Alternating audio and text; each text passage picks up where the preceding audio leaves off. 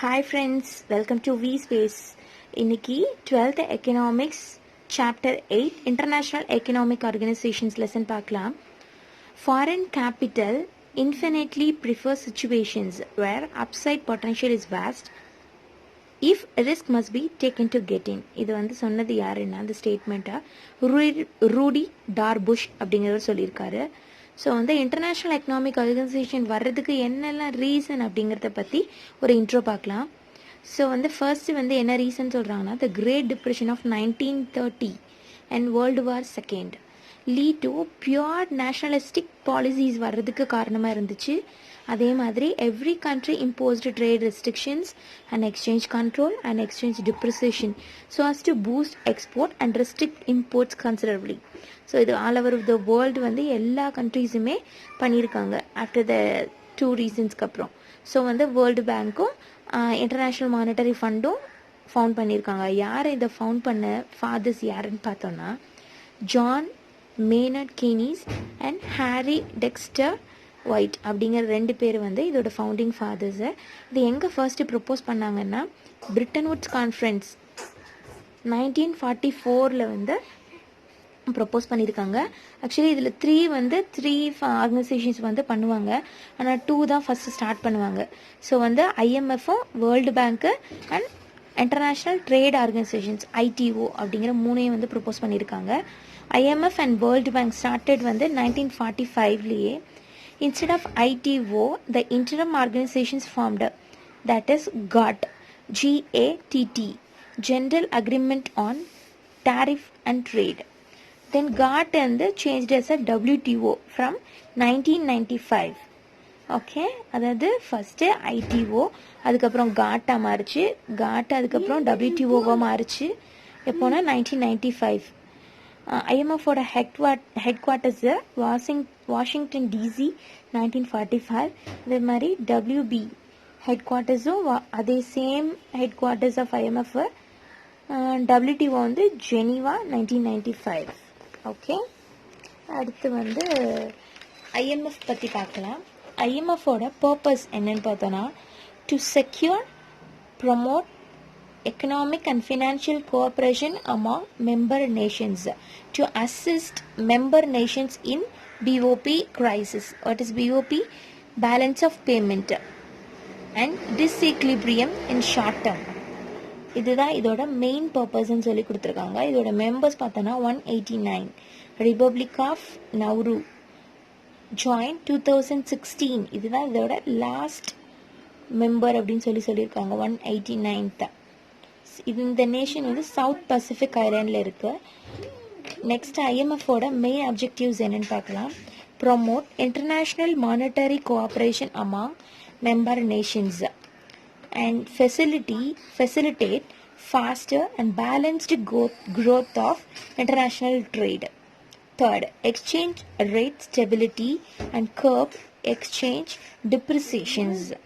And next, fourth, to eliminate or reduce exchange control imposed by member nations. Fifth, multilateral trade payment system in regards of current transactions instead of bilateral trade agreements. Sixth, to promote capital from development to developing nations. Last one, solve problem of international liquidity.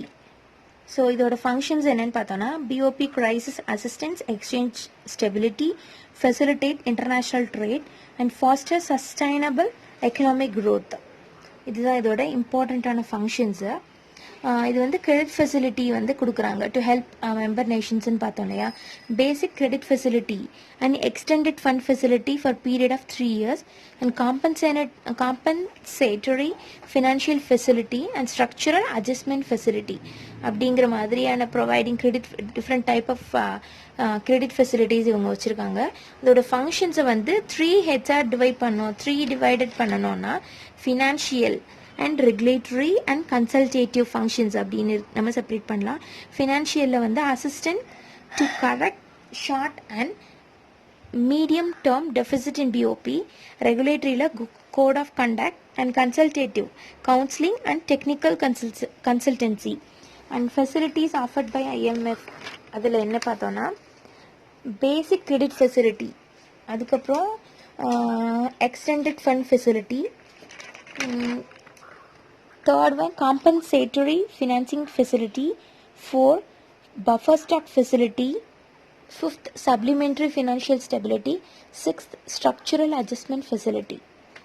So first one பார்க்கலாம் basic credit facility. இது எதுக்குன்னா for temporary crisis of BOP members can borrow unconditionally for a year equal to 25% quota. Unconditional borrow right அப்படின்னு ஒன்று சொல்கிறாங்க ஒரு term. இது என்னென்னா ஒரு ரிசர்வ்டு ட்ரான்ச் அப்படிங்கிறது.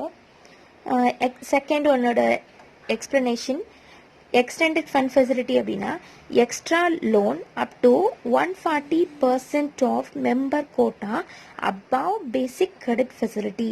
அவங்களோட basic credit facility விட 140% வாங்கிக்கலாம் up to 3 years. இன்ட்ரெஸ்ட் வந்து ரொம்ப லோ. சரியா? அதே மாதிரி தேர்டு பார்த்தோன்னா காம்பன்சேட்டரி ஃபினான்சிங் ஃபெசிலிட்டி வந்து இது எப்போ வந்துச்சுன்னா 1963 add finance to the member nations and primary producing nations facing shortfall in export earnings. 1981 கவரேஜ்க்காக வந்து in payment problems of fluctuations in cost of cereal inputs. So வந்து இந்த காம்பன்சேட்டரி ஃபினான்சிங் ஃபெசிலிட்டி வந்து எதுக்காக அப்படின்னா இப்போ வந்து ப்ரைமரி ப்ரொடியூசிங் அப்படின்னாலே அக்ரிகல்ச்சர் பேஸில் வந்து ஷார்ட் டேர்மாக வந்து யாருக்காவது ஃபினான்ஷியல் இஷ்யூஸ் வந்துச்சு அப்படின்னா காம்பன்சேட்டரி ஃபினான்சிங் ஃபெசிலிட்டியில் மூலமாக நம்ம வந்து கடன் வாங்கிக்கலாம். பஃபர் ஸ்டாக் ஃபெசிலிட்டி இது எப்போ ஸ்டார்ட் பண்ணாங்கன்னா 1963. எய்ம் பிரைமரி குட்ஸ் அதாவது food grains producing countries to buffer stock agreement for staple price. அதாவது buffer stock facility அப்படிங்கிறது என்னென்னு பார்த்தோன்னா இப்போ வந்து நம்ம உற்பத்தி பண்ணுறதுக்கும் மார்க்கெட்டில் சேல் ஆகிட்டு இருக்கிறதுக்கும் நடுவில் நம்ம கொஞ்சம் வந்து ஸ்டாக் வச்சுருப்போம் இல்லையா, அதுதான் பஃபர் ஸ்டாக். ஒன்று வெளியே போனதுக்கப்புறமா அடுத்தது ரெடியாக இருக்கணும், அடுத்தது லைனில் அப்படி க்யூவில் நிற்கும் இல்லையா, அதுதான் பஃபர் ஸ்டாக். அதனால இது இல்லை அப்படின்னு வச்சுக்கோங்களேன், என்ன ஆகும்னா டிமாண்ட் ரொம்ப க்ரியேட் ஆகும். ஸோ அதனால ப்ரைஸ் வந்து ரொம்ப கூடிரும். அதை தடுக்கிறதுக்காக 1969 வந்து இதை உருவாக்கியிருக்காங்க. சப்ளிமெண்ட்ரி ஃபினான்ஷியல் ஃபெசிலிட்டி ஃபிஃப்த் ஒன்று, இது வந்து temporary problems and quota size, அதுக்காக தான் இது வந்து supplementary. Structural adjustment facility SAF இது எப்போனா 1986 மார்ச்சில் வந்திருக்கு. For BOP crisis for poorer country concessional assistance, அதுக்காக தான் வந்து இது கொடுத்துருக்காங்க. இது வந்து December 1987 enhanced structural adjust facility அப்படின்னு மாறி இருக்கு for low income country for economic growth and increase payment positions, அதுக்காக தான் வந்து இது கொடுத்துருக்காங்க. அச்சீவ்மெண்ட்ஸ் ஆஃப் IMF அப்படிங்கிறது பார்க்கலாம்.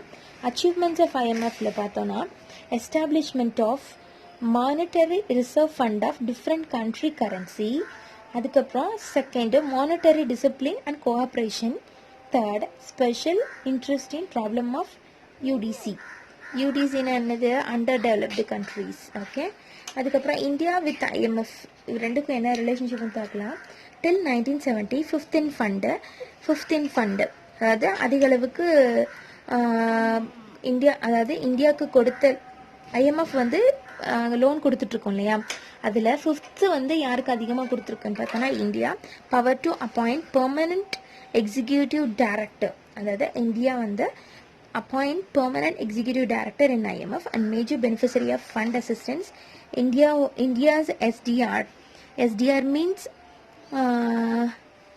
நம்ம ஏற்கனவே பார்த்தோம் இல்லையா structural development, special drawing rights. SDR means structural not structural, special drawing rights, அது பின்னாடி பார்க்கலாம் அதை பற்றி.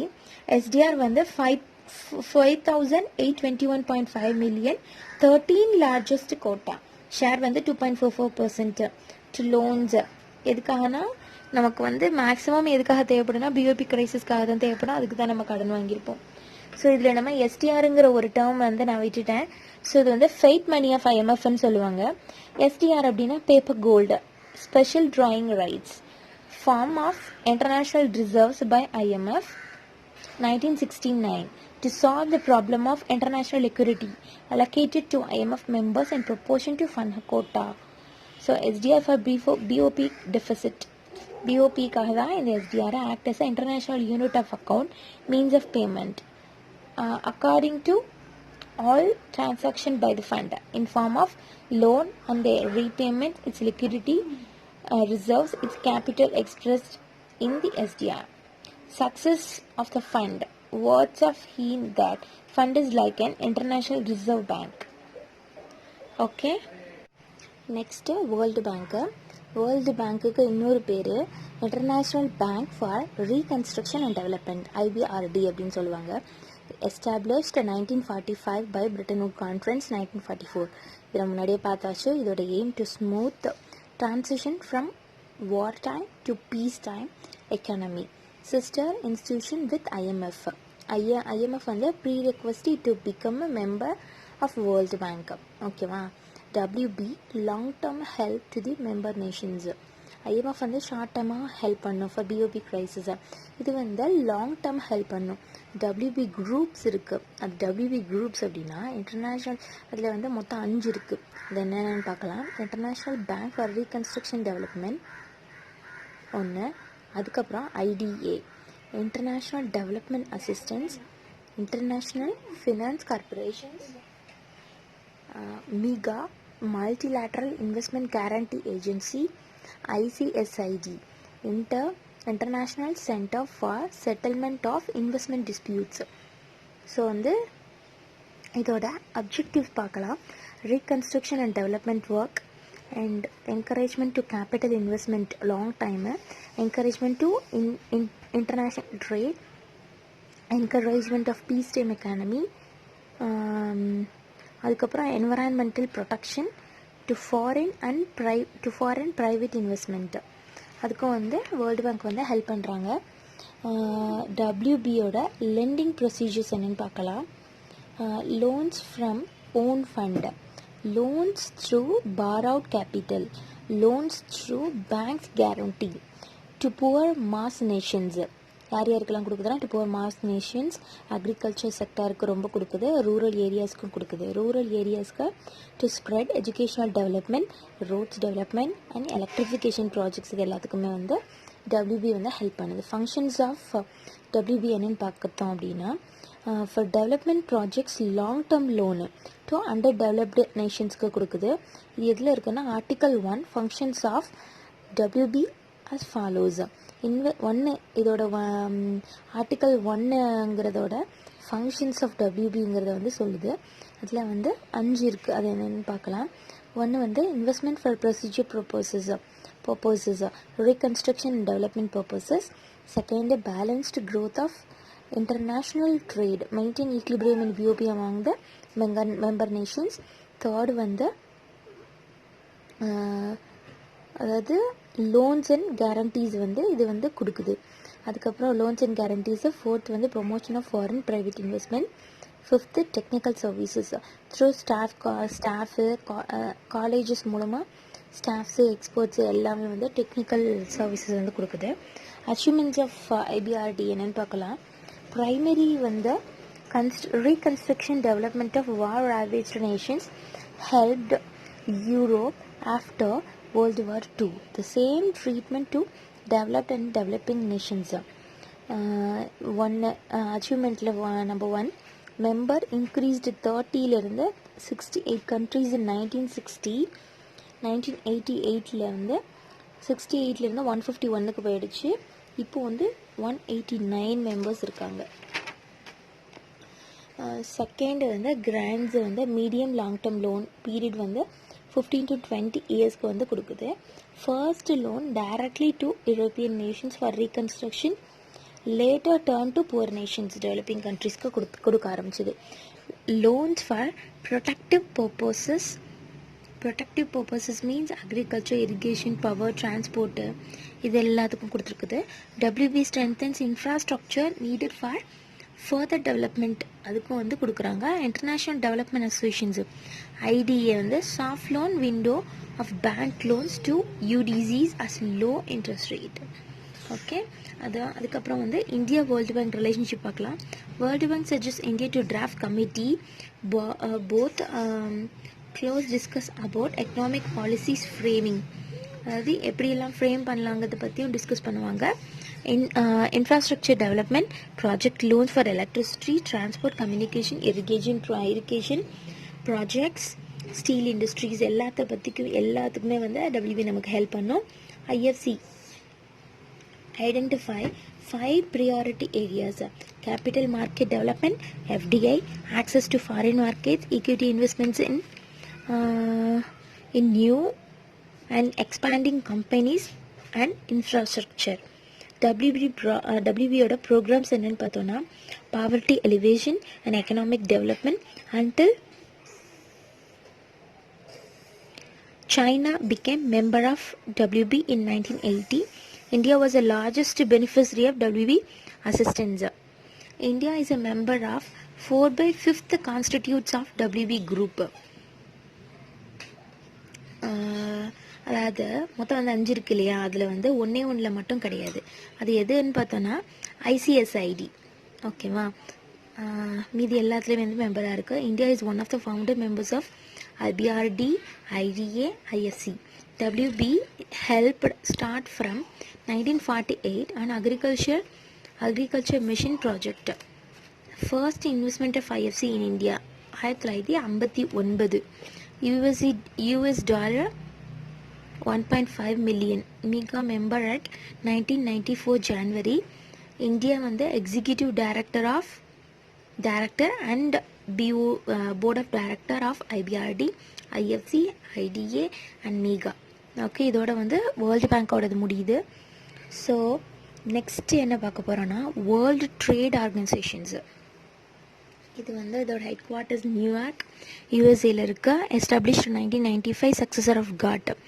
WTO என்னென்னா watchdog of spheres of trade in goods and services for investment, intellectual property rights.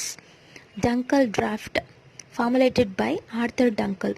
Its Secretary General became base for WTO. Meeting at Commerce Ministries conference for 2 years once. Discuss about the settlement important to the important holds trade matters. இதை பற்றி எல்லாம் discuss பண்ணுறாங்க. First WTO meet எங்கன்னா Singapore 1996. 2017 வந்து அர்ஜென்டினாவில் நடந்தது. 12th meeting Kazakhstan 2020. இந்த வருஷம் நடக்கும்னு சொல்லியிருக்காங்க, எப்போன்னு தெரியல. Expand objectives. Expand international trade and bring about economic prosperity by liberalizing trade restrictions. So வந்து WTOடது என்ன அப்படின்னா மெயின் அளவு வேர்ல்டு வந்து எக்கனாமி வந்து எல்லாத்தோடையும் மிங்கிளாக இருக்கணும், தனியாக இருக்கக்கூடாது. ஸோ லிபரலைஸ்டு ட்ரேட் ரெஸ்ட்ரிக்ஷன்ஸ் கொடுக்கணுங்கிறது தான் இதோட மெயின் அப்ஜெக்டிவ்.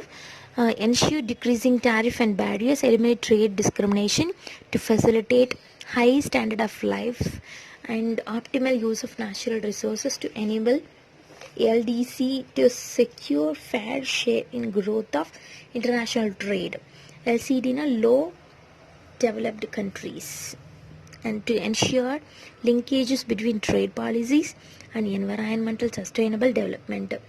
WTO agreements என்னன்னு பார்க்கலாம். அது வந்து கிட்டத்தட்ட நிறைய அக்ரிமெண்ட்ஸ் இருக்குது. வரிசையாக ஒன்று பார்க்கலாம். First agreement TRIPS, second TRIMS, third GATS, fourth MFA, 5 agreement on agriculture and 6 dispute settlement body. Okay, first ட்ரிப்ஸ்னா என்னென்னு பார்க்கலாம். TRIPS trade related intellectual property rights. IPR அப்படின்னா இன்க்ளூட்ஸ் காப்பிரைட்ஸ். இன்டலெக்சுவல் ப்ராப்பர்ட்டி ரைட்ஸ்னால் என்னென்னு ஃபஸ்ட்டு பார்க்கலாம். Copyrights, trademark, patents, geographical indications, trade secret, industrial designs etceteras எல்லாமே வந்து IPRல வரும். ட்ரிப்ஸ்னால் என்னென்னா granting product patents instead of process patents. Period of production 20 years for patents, 50 years of copyright, 7 years for trademark, 10 years for layer design. As a result of TRIPS, dependence of LCDs on advanced countries for seed, drug, fertilizer, pest has increased. So farmers depending on industrial firms for the seeds. Established of TRIPS 1995 changed international IT law policy making. So வந்து drips வந்ததுனால நமக்கு வந்து நம்ம agriculture base பண்ண நாடுங்கிறதுனால நம்ம வந்து இதுக்கு முன்னாடிலாம் நம்மளோட ஓன் ப்ரொடக்ஷன்லேயே சீட்ஸ் எல்லாம் பண்ணாங்க. ஆனால் இப்போது என்ன பண்ணுறாங்கன்னா நம்ம வந்து ஃபாரின் கம்பெனிஸை டிபெண்ட் பண்ணியிருக்க வேண்டியது இருக்குது. ஸோ அவங்க வந்து எல்லாம் genetically modified foods and cash crops எல்லாத்தையும் விடுறாங்க. அதனால நமக்கு என்வரான்மெண்டல் காசஸ் நிறையா வர்றதுக்கு வாய்ப்பு இருக்குது. ஸோ நெக்ஸ்ட்டு வந்து TRIMS, agreement on trade related investment measures, that is TRIMS, related to the conditions or restrictions in respect of foreign investment in the country. Introduction to equal treatment for foreign companies or par with national firms. TRIMS என்ன சொல்கிறாங்க அப்படின்னா, ஏதாவது ஒரு investment related disputes வந்துச்சுன்னா எந்த ஒரு கண்ட்ரியும் அவங்களோட domestic country எப்படி ட்ரீட் பண்ணுவாங்களோ அது மாதிரி தான் ட்ரீட் பண்ணணும் அப்படின்னு சொல்லியிருக்காங்க. ஸோ இவங்க வந்து restrictions on foreign investment and following grounds are to be removed. என்னென்னு பார்க்கலாம். இதுக்கு கீழே following are: no restriction on area of investment, no binding on the use of local material, no mandatory exports, no restrictions on repatriation of royalty dividend and interest, no trade balancing requirements, import not exceed the export. அதுக்கடுத்து GATS, General Agreement on Trade in Services. First multilateral set of rules coming trade in services like banking, insurance, transportation, communications. So on the all member countries to extend MFN அப்படின்னா most favored nations, no discrimination, transparency in all matters. அதுதான் வந்து காட்ஸோட agreement. MFAனா phasing out of multi fiber agreement in textiles garments. இது ரிலேட்டடில் since 1974 இருந்திருக்கு. Imposed quotas on export of textiles to developed nations and by developing nations. Benefit to India, there is a benefit to India.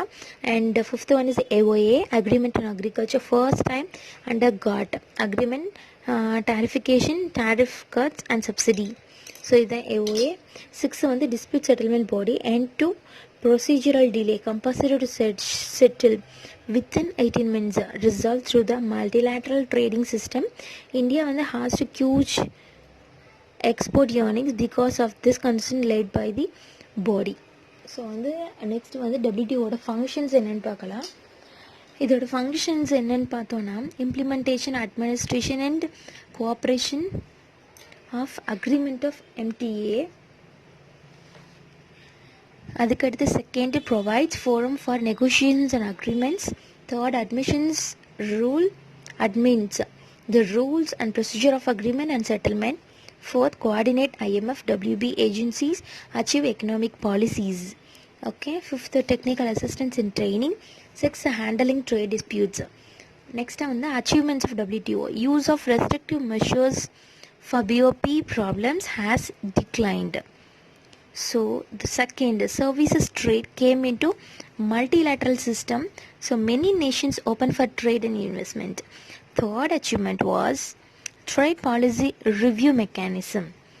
Okay, then what is the relationship with India அப்படின்னு பார்த்தோன்னா, India வந்து founder member, enjoys MFN status. What is MFN? Most favored nation. WTOக்கு வந்து MFN India.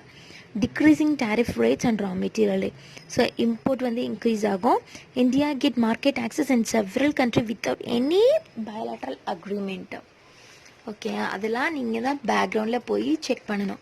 எந்தெந்த கண்ட்ரிக்கும் நமக்கும் வந்து free trade இருக்குது, ஃப்ரீ ட்ரேட் அக்ரிமெண்ட் இருக்கும் இல்லையா, அதை நீங்கள் போய் செக் பண்ண. Sorry friends.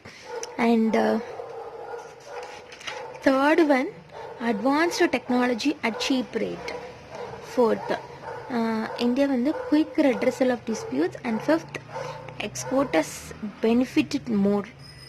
ஸோ வந்து எக்ஸ்போர்ட் எல்லாமே ரொம்ப பெனிஃபிட்டடாக நமக்கு கிடைக்குது. ட்ரேட் பிளாக்ஸ் அப்படிங்கிற ஒரு டேர்ம் பார்க்கலாம். ட்ரேட் டேர்ம்ஸ் ட்ரேட் பிளாக்ஸ் அப்படிங்கிற ஒரு டேர்ம் என்னென்னா, சம் கண்ட்ரீஸ் வந்து அவங்களுக்குள்ளேயே போட்டி போட்டுக்குவாங்க, பக்கத்தில் இருந்து ரொம்ப போட்டி போட்டுக்கிட்டே இருப்பாங்க இல்லையா. ஸோ அந்த மாதிரி இருக்கக்கூடாது அப்படிங்கிறதுக்காக, ஒரு எக்கனாமிக் இன்டகிரேஷன் வேணும் அப்படிங்கிறதுக்காக free trade area and custom union and common market and economic union அப்படிங்கிற வந்து ஒரு பிளாக்ஸை வந்து உருவாக்கிக்கிட்டாங்க. ஸோ வந்து நீ வந்து இங்கே ஒரே இடத்துலையே FTA அப்படின்னா ஒரு ஃப்ரீ ட்ரேட் ஏரியா அப்படின்னு சொன்னோம் இல்லையா. Cooperation between at least 2 countries to reduce trade barriers. Example வந்து SAFTA and EFTA. CU customs union அப்படின்னா free trade, no tariff among members. So zero tariff with common external tariff. Example வந்து